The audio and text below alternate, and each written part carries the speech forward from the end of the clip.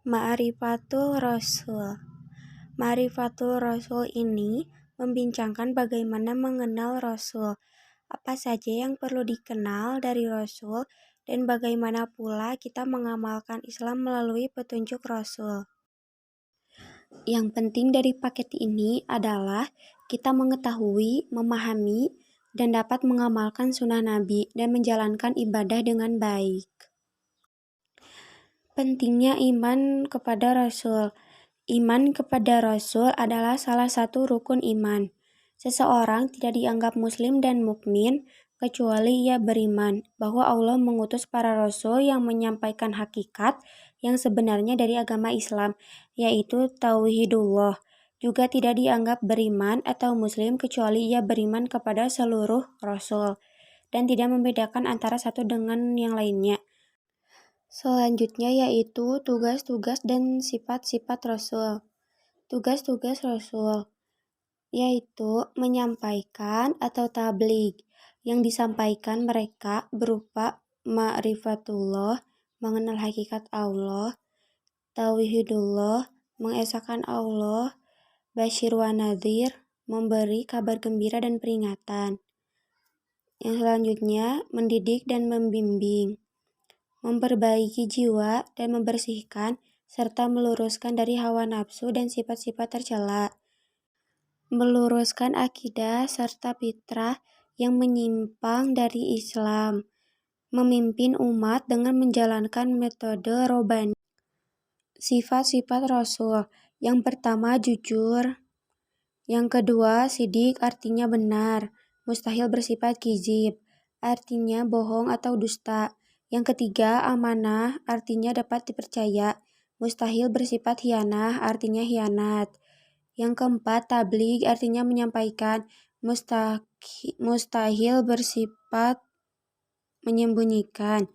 Yang keenam, patona, artinya cerdas. Yang ketujuh, artinya dermawan. Yang kesembilan, artinya malu. Jumlah Nabi dan Rasul. Berdasarkan hadis yang sahih, jumlah Nabi adalah 124.000, sedangkan jumlah Rasul adalah 315 orang. Syekh Al-Albani menjelaskan bahwa hadis yang menunjukkan jumlah Rasul tersebut sahih li jati, tanpa penguat dari jalur lain. Sedangkan hadis yang menunjukkan jumlah Nabi adalah sahih li ghairihi. Masing-masing jalur memiliki kelemahan, namun jika dipadukan menjadi sahih. Hadis tentang jumlah Rasul. Adam adalah Nabi yang diajak bicara. Antara ia dengan Nuh terdapat 10 abad. Jumlah Rasul adalah 315 orang. Yang wajib diimani oleh umat muslim ada 25 orang Nabi.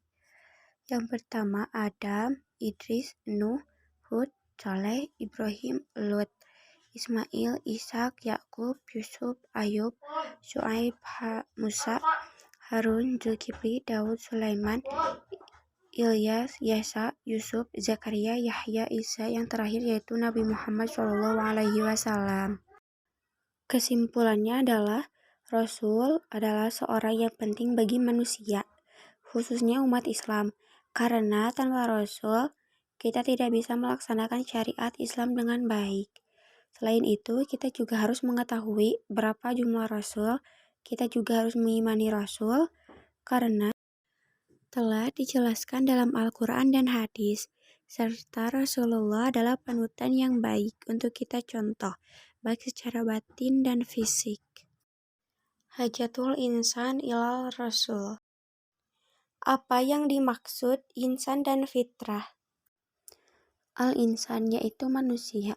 Al-insan adalah ciptaan Allah Subhanahu wa Ta'ala yang diberikan banyak kelebihan dan kekurangan dibanding dengan makhluk Allah lainnya.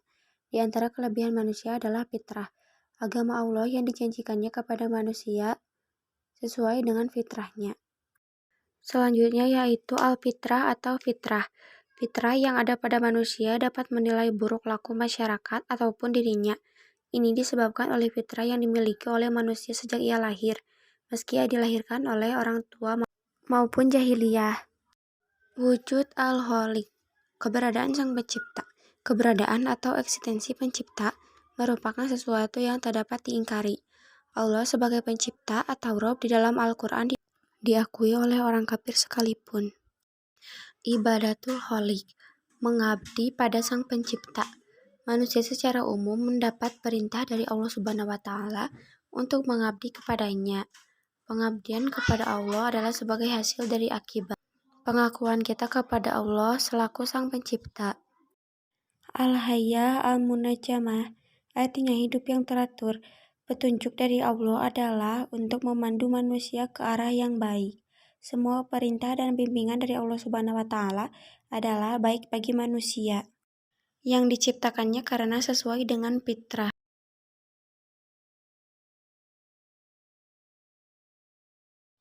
Hidayah ar-Rasul, artinya petunjuk Rasul.